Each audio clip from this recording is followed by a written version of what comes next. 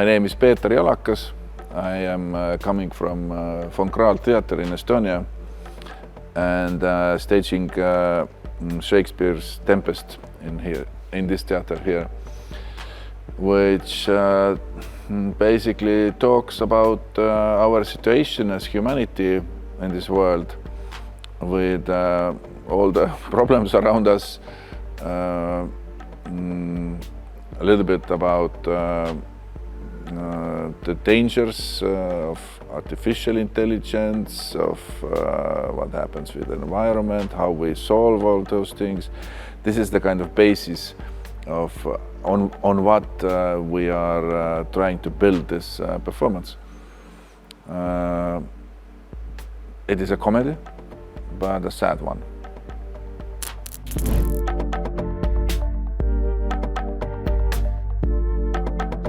Sveiki, mano vardas yra Aleksandras Špilevoj ir aš esu režisierius, kuris šį sezoną pačioje jo pradžioje kurs spektaklį Nacionaliniame Kauno dramos teatre ir iš tikrųjų jau labai laukiu šio darbo, tiesą sakant, tam tikrą prasme jau ir dirbu prie šio darbo, nes puiki dramaturgė Daiva Čepauskaitė jau rašo pjesę ir mano didžiuliam džiaugsmui galiu matyti to rašymo procesą, galiu reflektuoti, bendrauti su autore, kas yra man pirmoji patirtis gyvenime, dirbti su gyva dramaturgė, nes dažniausiai arba rašau pjeses savo spektakliams pats, arba imu pjeses, kurios jau yra išbaigtos, parašytos ir neturiu jokio kontakto su dramaturgu.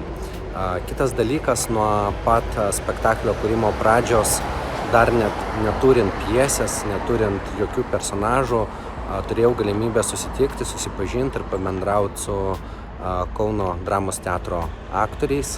Ir iš tikrųjų labai smalsu, kur mus nuves mūsų bendra kelionė, ko galėsiu pasimokyti iš jų, pasisemti, nes esu tikras, kad tikrai turėsiu galimybę gauti daug pamokų ir ruošiuosi išmokti ir priimti kuo daugiau iš jų, nes dirbsiu ne su bet kuo, o su pačia vyriausia Nacionalinio Kauno dramos teatro aktorių karta, o tai reiškia, kad su labiausiai patyrusiais, su daugiausiai teatro ir teatralų mačiusiais, tai tikrai labai smalsu ir įdomu, kur nuves šį kelionę.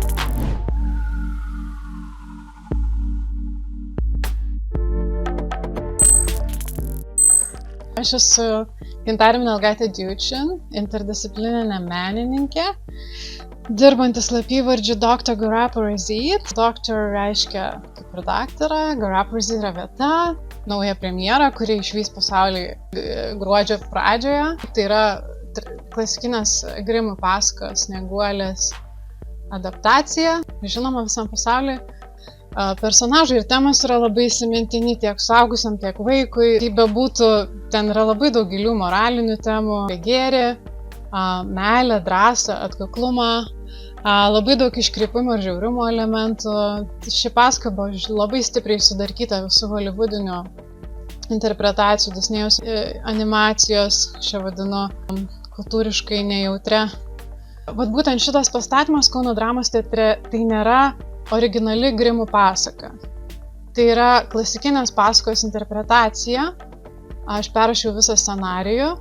Tai aš ją vadinu nesibaigiančią multiformą, variacija įvairiausiamis temomis, toks užburtas miksas labai plačių ledynų mitologinių perspektyvų, hyperlinkų, skaitmeninių gličių, reklamų, pranešimų, kompiuterinių žaidimų estetika, per ledyno ekologiją, per lyčių dinamiką, žmogaus poveikio gamtai, klimato kaitos, migracijos temomis. Dėmesys kreipiamas į pasakotoją, environmental dominatrix, nežinau kaip išversti lietuviškai, Gaia Steele. Tuomet yra labai svarbus elementas veidrodis, kuris patampa ledynkalnio atspindžiu.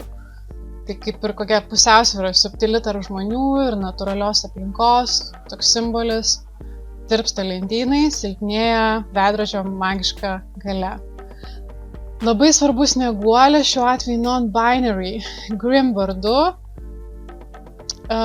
jie ir ją supančių personažų santykiai.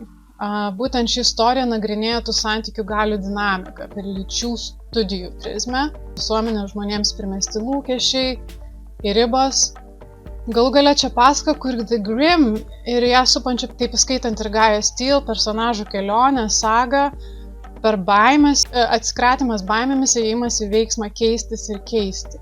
Interpretacija, kurią pamatysite gruodžio mėnesį, tai yra ledyno ekologijos, lyčių studijų, žmogaus trumparegystės, klimato kaitos, migracijos problemų, toks kratinys, perspektyva ir veikia kaip alegorinis pasakojimas, skatinantis žiūrovus apmąstyti žmogaus veiksmų poveikį aplinkai, peržiūrėti tradicinius lyčių vaidmenis ir atsikratyti kažkokių baimių ir skatinti veikti.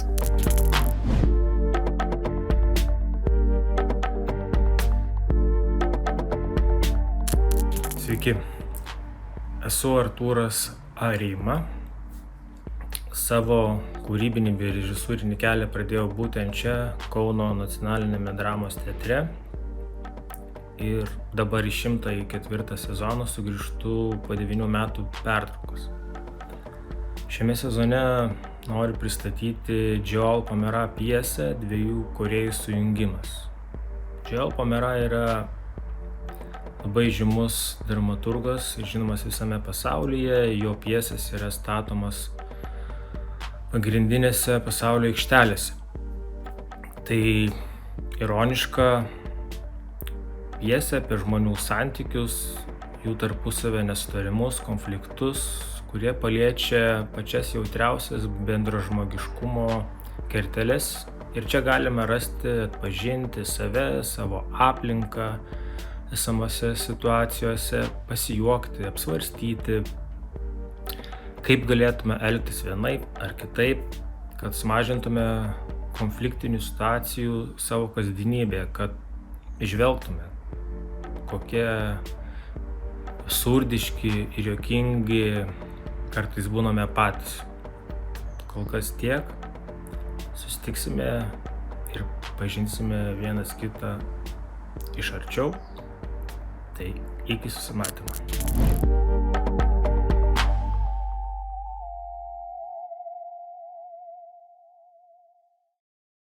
Sveiki, aš esu Mantas Jančiauskas, jaunosios kartos teatro režisierius.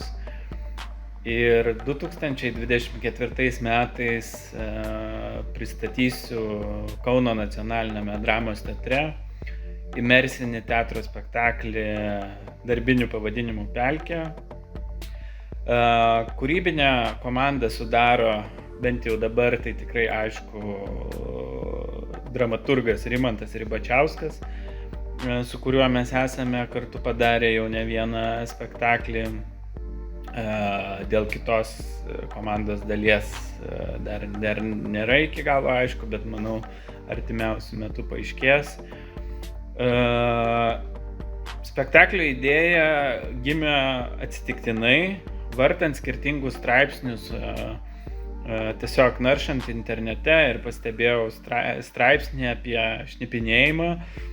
Ir tame straipsnėje buvo rašoma, kad Lietuvoje buvo pastebėtas šnipų patankėjimas, ne tik Lietuvoje, bet ir visose Baltijos šalyse. Šnipų patankėjimas iš Baltarusijos, iš Rusijos. Buvo įvykę šnipų mainai tarp Lietuvos ir Rusijos. Ir man pasirodė įdomi pati tema, kad iš esmės paprastam pasauliečiui, piliečiui nėra per daug apie tai žinoma ir būtų labai įdomu padaryti spektaklį apie tai. Taigi pagrindinė spektaklio Pelkė mintis, forma ir idėja, kad žiūrovas atėjęs į spektaklį nebūna komforto zonoje, tai yra, kad nesėdi salėje ir stebi patogiai spektaklį, bet išeina iš tam tikros komforto zonos ir čia šito spektaklio atveju jis gauna tam tikras užduotis, nuorodas, susikuria savo naują identitetą, kuriuo metu, kaip minėjau, turi įgyvendinti tam tikras užduotis, sekti žmogų, jį nufilmuoti, surinkti tam tikrą medžiagą, vėliau tą medžiagą pristatyti centrui, eiti į tam tikrą politinį susirinkimą ir taip toliau. Tai bus, man atrodo, visiškai unikali patirtis žiūrovui ir aktoriams. Taigi, džiaugiuosi galėdamas prisidėti prie Kauno nacionalinio dramos teatro repertuaro ir tiek. Tai iki.